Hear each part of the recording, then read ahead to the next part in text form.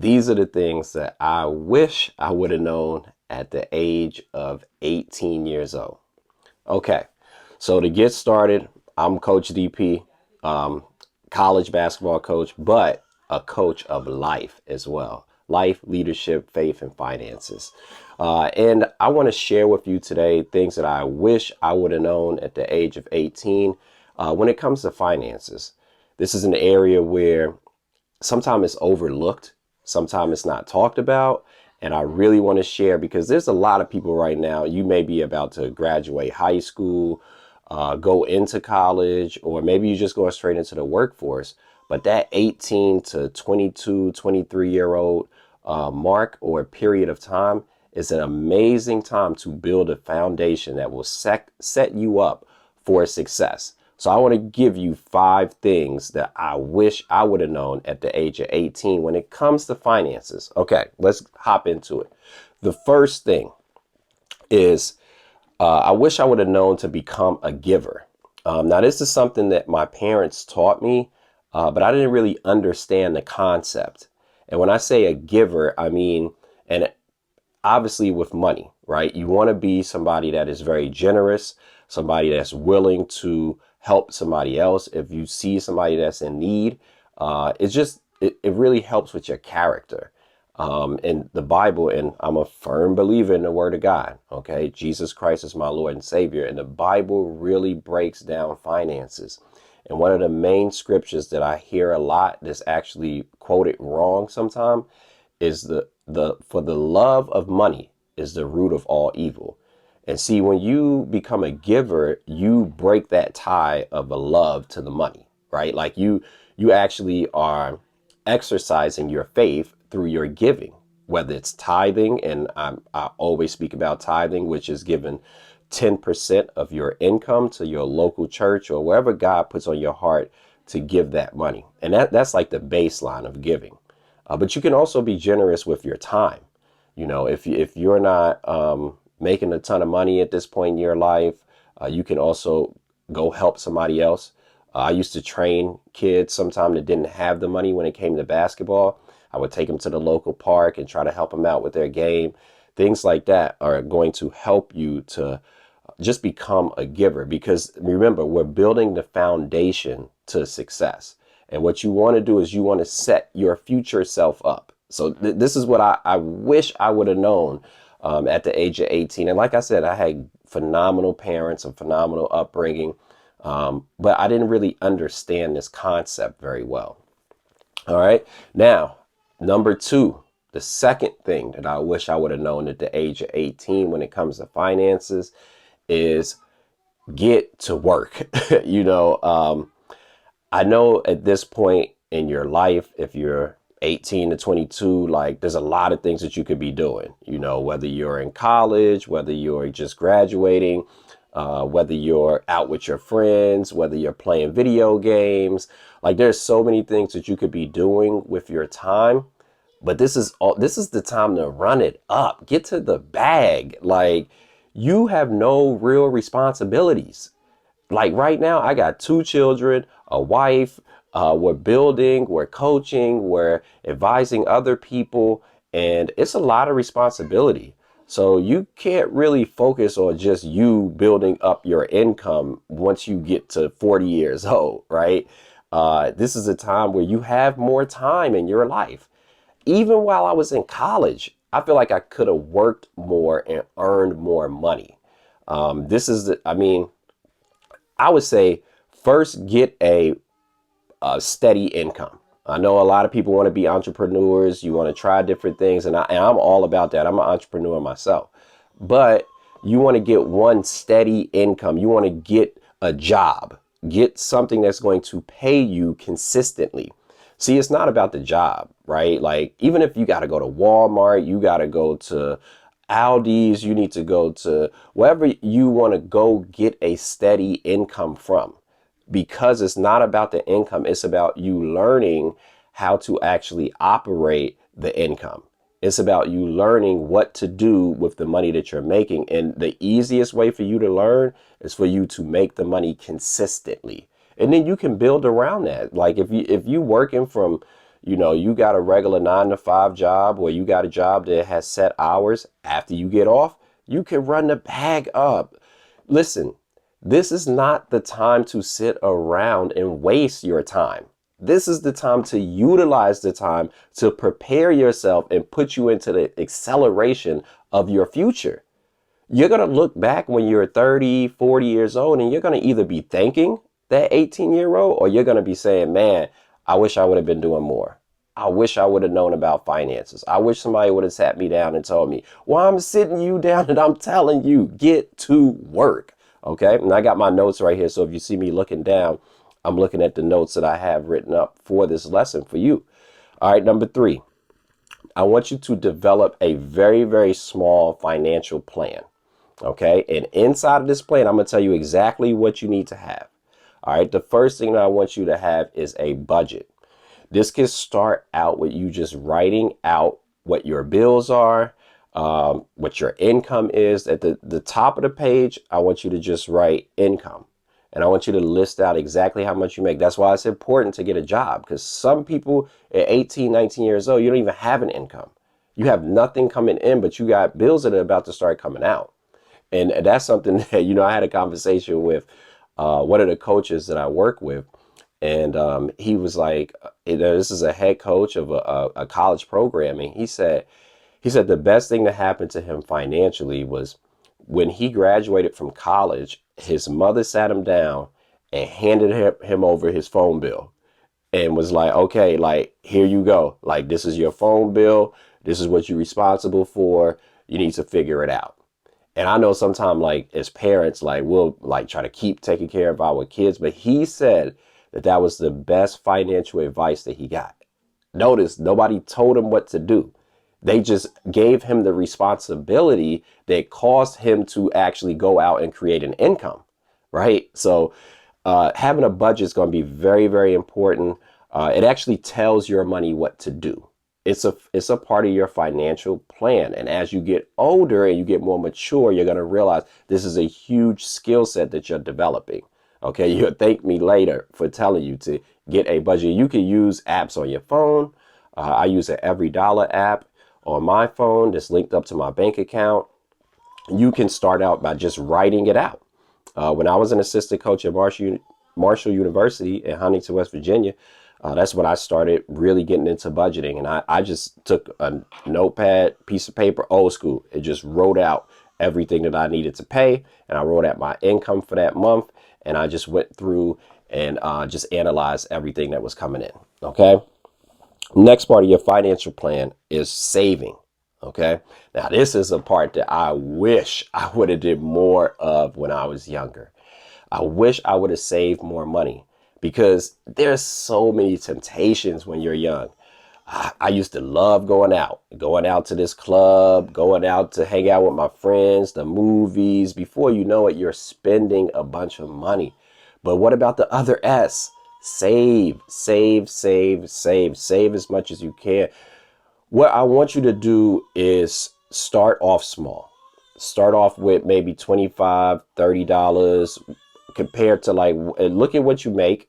And I want you to save at least 10%. Okay, because if you do that, what's going to happen is you're building the skill set. So you're going to eventually make more money. But if you understand how to save, it won't be a foreign language when you start making more money. See, money doesn't really change what you do and the habits that you have. It really just magnifies those habits and those principles that you already have. So if you don't know how to save and you start making more money, a lot of people are like, well, when I make this money, I'll start saving, I'll start giving, I'll start investing. But what happens is you never really start, because you never really started. The best time to start is now. Okay. So, and there are a lot of different ways that you can save. I recommend saving in a high yield savings account. You can get one online. You're going to get 3 to 4% on top of your money. And I know you may not know about numbers and stuff right now, but you're going to thank me later. I'm telling you, the stuff that I'm giving you, this is going to help you be a millionaire by the age 40, 45. Okay. And it's just compound interest, guys. It's just numbers. It's just math. Like, I'm telling you, it's just math. All right. But your emotions is what gets in the way. wanting to be like everybody else, wanting to drive that nice car, wanting to go in debt to get the car. Part of your financial plan is having no debt. No debt. Even if you're going to school, if you can avoid student loans, please do. Please do. And if you take out the student loans, just understand that you're going to have to pay those back with interest on them. I'm not saying that's a bad thing, but I'm just saying you need to understand that. See, I didn't really understand the concept of when you borrow money, you have to pay it back. So it was just interest just on top of the money, on top of the money. And if you don't know, me and my wife, we paid off over $240,000 worth of debt. You could go back and watch the videos. I have tons of videos where I talk about how we paid the debt off, what we did and stuff like that. But that's why I'm telling you, don't go into debt. See, the borrower is slave to the lender. And what happens is you get all of these payments when you're young. You get a car payment, you got a phone bill, you got a student loan bill. So once your income comes in, you got no money. You got no money because you got all these bills coming out. So keep your bills extremely low. And the best way to do that is not to have any debt. This allows for you to save. And then the last part of your financial plan I want to give you is to invest. Invest. Okay. Now, investing could be done a lot of different ways, but I want to keep it very, very basic for you. I would start off with an IRA Roth account. Okay. Now, I did a whole breakdown video about what it is, how to open it up, why is it important. So you could go back, you could watch that video, but I'm going to just keep the numbers in front of you. If you was to start off with $150 at the age of 18, if you invested that from the age of 18 to the age of 65, now this is. Here is a Roth IRA calculator, and you can see I just went online and plugged in the numbers, put $100 as your starting point, and from age 18 to 65, you're investing $150 per month. And your return rate is 8%, which is, I would say, median. And you would have $818,667.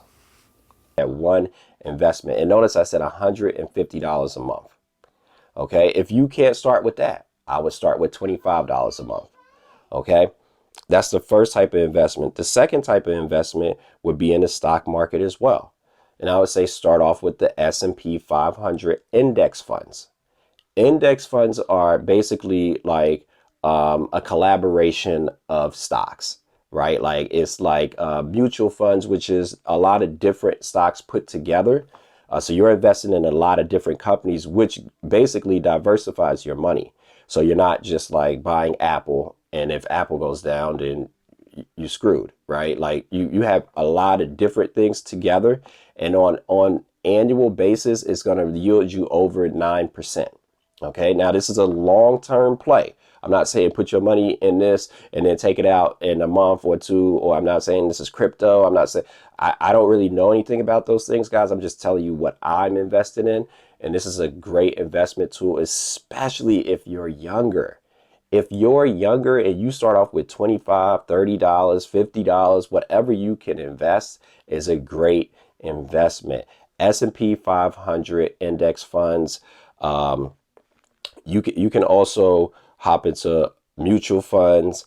And all of these things are like you could just literally get the app on your phone, like Acorns. There's a lot of different apps that really make investing really easy. Like I seen where you can like round up like whatever you buy to the nearest dollar, and it throws it into a mutual fund for you. Now you got to go do the research. Okay. That's why I said a financial plan. I'm just giving you the main things that you should have. So you should have a budget. You should have no debt when it comes to you buying stuff. If you got to get a car, go get it in cash. Save up, buy the car so you don't owe anybody anything. Okay. And if you do have to get the car on payments, pay it off as quick as possible. Okay. Saving. All right. You want to get a high yield savings account, and then investing. You want to get into the stock market. You want to get diversified in the stock market, and you want to invest, and you want to be consistent with your investment. Put it on autopilot. Put it on a date.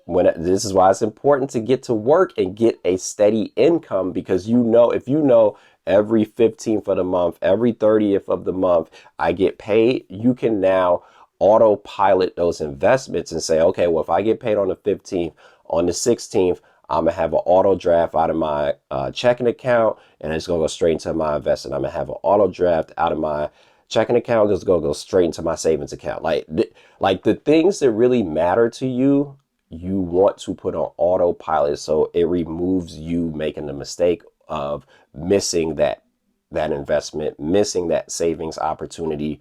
And guys, all of these things that I'm telling you right now, this is going to change your life, man. Like, I wish that I would have started investing and saving when I was younger.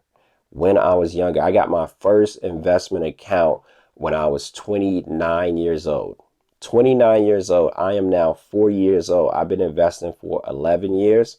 Imagine if I would have started at 18 years old. Imagine if I would have started at 18, y'all. It's crazy how fast time goes. That would have been 22 years that I had in the stock market.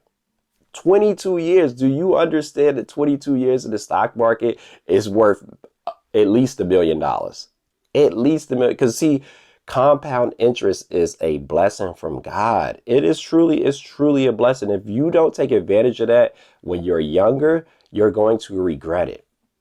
Don't be that person.